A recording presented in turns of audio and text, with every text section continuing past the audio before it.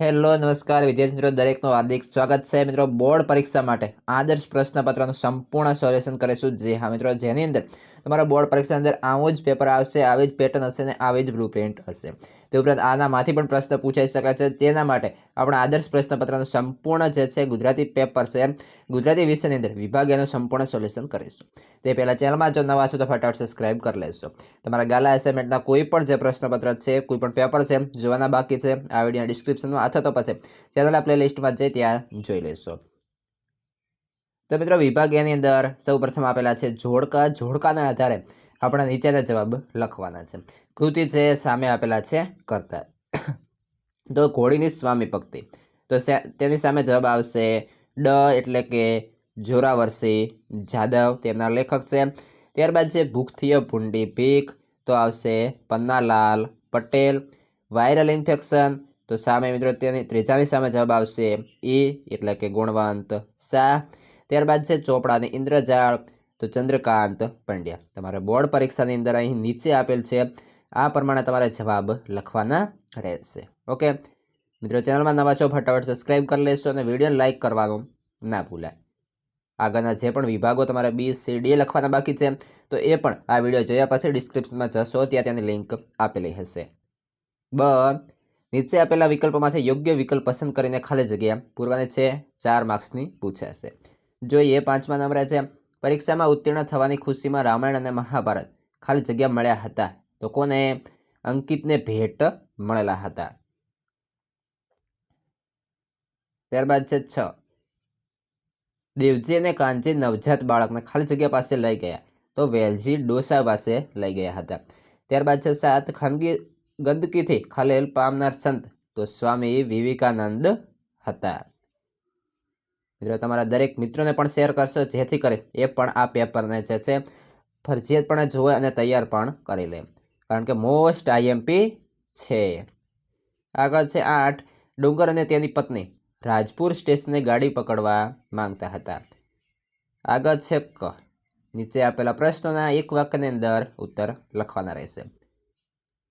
પ્રશ્ન નંબર 9, સત્તાવધાની શક્તિ એટલે શું? તો જવાબ આવશે કે સત્તાવધાની શક્તિ એટલે એક સાથે 100 વસ્તુઓ ભૂલ વિના ક્રમમાં યાદ રાખવાની શક્તિ।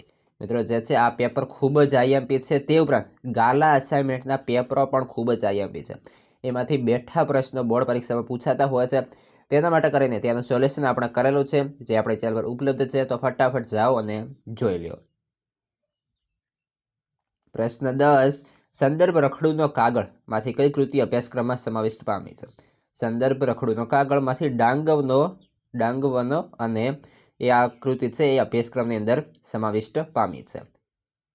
આગળ છે ડ, નીચે આપેલા પ્રશ્નો 3-4 વાક્યની અંદર ઉત્તર લખવાના રહેશે। ગમે તે 2 લખવાના થશે, 3 આપેલા હશે। મિત્રો, નવી બ્લુપ્રિન્ટના આધારે સંપૂર્ણ પેપર સોલ્યુશન સચોટ અને સાચી માહિતી સાથે જોઈ રહ્યા છીએ। 11મા નંબરે છે મનીષાએ નિર્ભયતાનો ગુણ કેવી રીતે કેળવ્યો? મનીષા અને નરેન વચ્ચે પ્રેમ સંબંધ હતો, પરંતુ મનીષા પ્રકૃતિની નાજુક, નમણી અને ડરપોક હતી। તેણે નાની ગરોળથી પણ ડરતી હતી। તેના આ સ્વભાવને ઓળખતા તેના પિતા વિરાટ બાબુએ નરેન સાથે તેના લગ્ન કરવાની ના પાડી હતી। આથી નરેન તથા મનીષાએ સંબંધ વિચ્છેદ થઈ ગયો હતો। ત્યાર પછીના 4.5 વર્ષોના નરેનના વિરહમાં ઝૂરતી અને તેના પામવા માટે સંકલ્પબદ્ધ એવી મનીષાએ ધીરજપૂર્વક પોતાની જાતને ખડતલ અને હિંમતવાન બનાવવા પર્વતારોહણનો શોખ કેળવ્યો।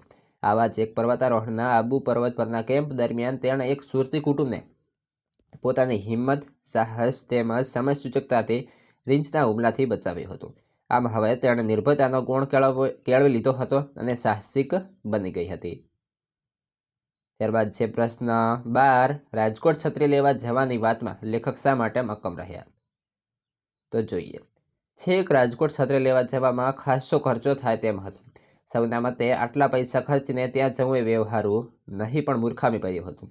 તેમ છતાં રાજકોટ છત્રી લેવા જવાની વાતમાં લેખક મક્કમ રહ્યા, કારણ કે તેમના મતે પૈસાનો પ્રશ્ન નહોતો, બીજા છત્રી પરત કરવાની એ સજ્જનની ભાવના અને પ્રમાણિકતાની કદર કરવી જોઈએ એવો દૃઢ મત હતો। ત્યારબાદ છે આગળ પ્રશ્ન 13, હિમ નદીઓ ઓળંગતી વખતે સહયાત્રીઓને કેવી તકલીફો થઈ હતી? જોઈએ જવાબ। લેખક તેમનો એક પિતરાઈ ભાઈ એક નાનકડી ટુકડી ભાર ઊંચકવા માટે મજૂરો તથા એક ભૂમિયા સાથે હિમાલયની યાત્રા કરવાનો સાહસ કર્યો. અફાટ હિમ સમૂહથી ઢંકાયેલો એક પર્વત ઓળંગવા માટે સૌએ દોરડાની સાંકળ બનાવી. એકબીજાની સાથે સંકળાઈને અનેક હિમ નદીઓ ઓળંગી ઉપર ચડતા હતા, પણ શ્વાસ લેવા મુશ્કેલી પડવા લાગી. મજૂરો પાસે બહુ ભાર ન હતો, છતાં તેમને ઉલટીઓ થવા લાગી. તેમજ હિમ પડવાને લીધે હિમ નદીઓ લપસણે થઈ ગઈ હતી. આથી સૌ થાકીને લોથપોથ થઈ ગયા હતા. નદીઓ ઓળંગતી વખતે તેમના સહયાત્રીઓને આ મુજબ તકલીફો થઈ. આગળ છે નીચેના પ્રશ્નના 10-12 વાક્યોની અંદર મુદ્દાસર ઉત્તર લખવાના છે. ગમે તે 2-3 આપેલા હશે. પ્રશ્ન 14. લેખક ચંદ્રકાંત પંડ્યાના મતે ચોપડાને ઇન્દ્રજાળ શીર્ષક યથાયોગ્ય છે તે સમજાવો. અહીં પંડ્યા આવશે. તો જોઈએ જવાબ. મૂળે આ પાઠનો બાનો ભીખુ જે લેખક ચંદ્રકાંત પંડ્યાની આત્મકથા છે એનું એક પ્રકરણ છે. એ પ્રકરણનું શીર્ષક આપ્યું છે ચોપડાની ઇન્દ્રજાળ. અહીં વાત સાહુકારના ચોપડાની છે. એ ચોપડામાં 17-55-95નું ગણિત મંડાતું. સાહુકારનો ગરીબ અને અજ્ઞાની એના રાની પર જ ખેડૂતોનું આર્થિક શારીરિક શોષણ કરતા અને ચોપડે ખોટા ગણિતની માયાજાળ ગૂંથતા. રાજા મહારાજા તેમજ અમલદારોથી પણ ચટી જાય એવી આ ઇન્દ્રજાળ હતી. ગુલામથી પણ બદતર જીવનના વૈતરો કરતી પ્રજા જીવી રહી હતી. અહીં ઇન્દ્રજાળ એટલે છળકપટ દ્વારા શોષણ. લેખક અહીં એમના પિતા સાહુકારના શોષિત એવા જીવલાના હિસાબના ચોપડાની વાત કરે છે. લેખકનું હૃદય જીવલાની દરિદ્રતા જોઈ અનુભવીને દ્રવી જાય છે. એના દેખતા જ ઇન્દ્રજાળનો ચોપડો ફાડી નાખે છે. ઇન્દ્રજાળ છળકપટમાંથી પાઠને અંતે જીવલાને મુક્ત કરે છે. એ દ્રષ્ટિએ જાતું હવે તમારા લેણામાંથી છૂટો. ઉક્તિ ચોપડાની ઇન્દ્રજાળ પાઠને અંતે મૂકીને લેખકે વાર્તાને અંતે ચરમસીમાએ પહોંચાડી એટલે કે મૂકી આવ્યા છે. પાઠના શીર્ષકને યથાર્થ સાબિત કર્યું છે. ત્યારબાદ છે મિત્રો પ્રશ્ન નંબર 15. ભૂખથી ભૂંડી ભીખ કૃતિના આધારે રાજુની મનોવ્યથા લખીએ. તો કે દુકાળની ભીષણમાંથી ગામના સૌ દુઃખી અને પરેશાન હતા, પણ રાજુની મનોવ્યથા કરુણ અને લાચારી વિશેષ હતી. એક તરફ સ્વમાની કાળને સમજાવવાનો, તો બીજી તરફ ગમે કે ન ગમે બાળકોના પેટ માટે ભીખ માંગવા જવાનું. એણે વાસ્તવિકતા સ્વીકારી લીધી હતી. આ પરિસ્થિતિમાં ભીખ માંગવામાં શરમ શાની એ કાળુને સમજાવવું એને માટે મુશ્કેલ હતો. એ માટે તેણે કાળુ પાસે કર કરે છે. પોતાના કારણે કાળુ ભૂખે મરી જાય એ એનાથી જીરવાતું નથી. આથી મને તમારે નાખવી છે એમ કહીને કાળુને પોતાની સાથે આવવા મજબૂર કરે છે. રાજુ પણ જાણે છે કે 1.5 પાસેર ખીચડીમાંથી કાંઈ વળવાનું નથી, એટલે આજે હાથ ધરવાનો.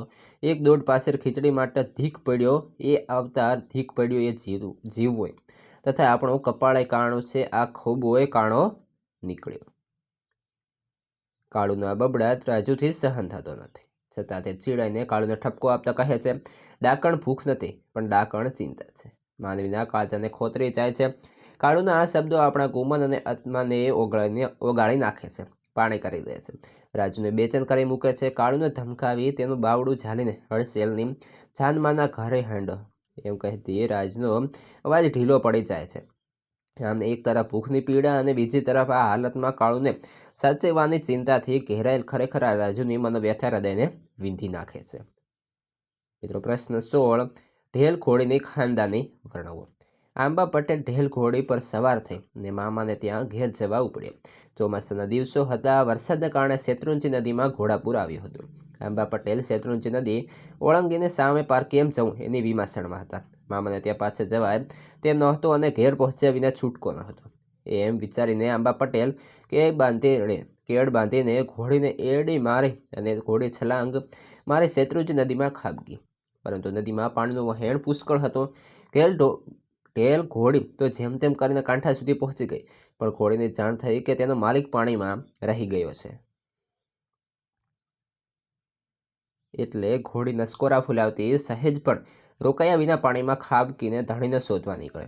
તે વખતે આંબા પટેલ પાણીમાં તણાતા હતા. તરવામાં એમની એક પણ ફારી ફાવતી નહોતી. એવામાં હિંમત રહી નહોતી. ત્યાં તો સડસડાટ કરતી ઘોડી આંબા પટેલ નજીક પહોંચે. ઘોડીને જોતા જ આંબા પટેલમાં હિંમત આવી અને સઘળી તાકાત એકઠી કરી ઘોડીને વળગી પડ્યા. ચતુર ઘોડીએ પાણીમાં પંથ કાપવા માંડ્યો. પાણીમાં ફંગોળાતી ઘોડી મહા મુસીબતે નદીના કાંઠે આવી, આમ જાતવાન ઢેલ ઘોડીએ પોતાના ધણીનો જીવ બચાવે. ઘોડીએ સંકટ સમયે પોતાના ધણીને બચાવી, તેના પ્રત્યેની વફાદારીને ખાનદાની વર્ણવી. મિત્રો આ હતું સંપૂર્ણ તમારા આદર્શ પ્રશ્નપત્ર છે, મોસ્ટ આઈએમપી પેપર કહીએ તેનું સોલ્યુશન વિભાગ એનું. વિભાગ બી, સી અને ડીનું સોલ્યુશન આ વિડીયોના ડિસ્ક્રિપ્શનમાં જશો ત્યાંથી તમને મળી રહેશે. દરેકે દરેક વિષયના પેપર જોવાનું ભૂલશો નહીં.